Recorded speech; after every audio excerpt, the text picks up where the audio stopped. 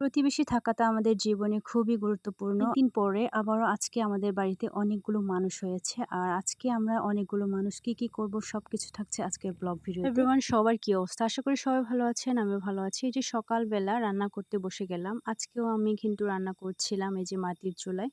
তো এই ডালটা আমি কাঁচাই বাগার দিয়ে দিচ্ছি। আমি আজকে একটু মায়ের মতো রান্না করতে চাচ্ছিলাম। মা সবসময় কাঁচা বাগার দিয়ে ডালটা রান্না করে। মাটির চুলায় রান্না বান্না করছি আর চাটা বানাচ্ছিলাম। এই যে এটার জগে করে পানিটা গরম করে নিয়েছি আর এখানে আমি চিনি আর চা পাতা দিয়েছি, সাথে অল্প করে লবণ দিয়ে চাটা বানিয়ে নিচ্ছিলাম। চাটা আমরা খাবো না বলেছিলাম, কিন্তু এই যে ভাজঙের জন্য চা বানাচ্ছি। শুধু ভাজঙই না, বাবাও খুবই বায়না করছিল চা খাওয়ার জন্য। তো 2টা টোস্ট ছিল, টোস্ট একবারে শেষের দিকে। তারপরে 2টা টোস্ট 2 জনের জন্য দিয়ে দিলাম আর 2 কাপ চা দিয়ে দিলাম বাবার জন্য আর ভাজঙের জন্য। আমার জন্য আমি 1 মগ চাটা বানিয়ে নিলাম। আর চা না খেলে আসলে আমার ভালো লাগে না, সেজন্য আমার চা খেতেই হয়। তারপরে এই যে আমার রান্না তো হয়ে গেছে। যেহেতু আজকে সকাল থেকে কারেন্ট ছিল না, সেই জন্য আমরা মাটির চুলায় এই যে ভাতটাও রান্না করেছিলাম আর রান্না শেষে আমরা রাইস কুকারে ঢেলে দিচ্ছিলাম। সাথে আলু সিদ্ধ করে আলু ভর্তাটা করে নিলাম। আজকে ডাল আর আলু ভর্তা একদমই মজা লাগে নাই। তারপরে এই যে বাবা বাইরে থেকে মাছ তুলে নিয়ে আসছে। আজকে একদম অল্প মাছ উঠেছে, কারণ পানি অনেক বেশি কম হয়েছে। বাড়ির কাজ শেষ হতে না হতে বাড়িতে অনেকগুলো মানুষ আসছে, মানে প্রতিবেশীরা আসছে। তো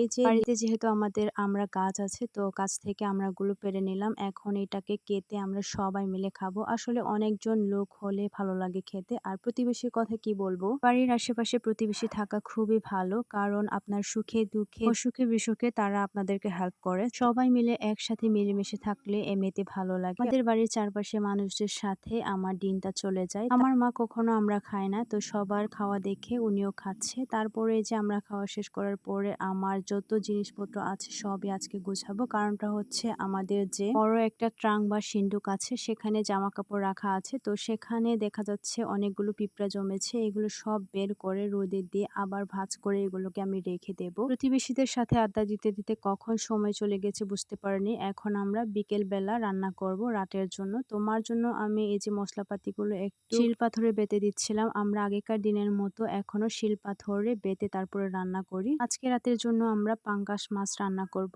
মায়ের খুব প্রিয় পাঙ্গাস মাছ দিয়ে টক পাতা রান্না করলে অনেক বেশি মজা হয়, আর মায়ের হাতের রান্না বলে কথা। একটা গাছে কয়েকটা টক পাতা ছিল, সেটা নিয়ে গেলাম। তারপরে এই যে আমাদের গাছে অনেকগুলো জবা ফুল ফুটে গেছে। কাল থেকে ভাবছিলাম একটু ভিডিও করব, কিন্তু সময় হয় নাই। তো রাতে দেখলাম যে সুন্দর করে ফুটে আছে, তো একটু ভিডিও করে নিলাম। আর এদিকে আমার মায়ের রান্না শেষ হয়ে গেছে। এখন আমি ভাত খাবো। আমার জন্য লেজের অংশটা দিচ্ছিল আর বড় একটা পিসটা দিয়ে দিল। সো এই যে এটা হচ্ছে মায়ের ভালোবাসা। তো আজকে এই পর্যন্ত।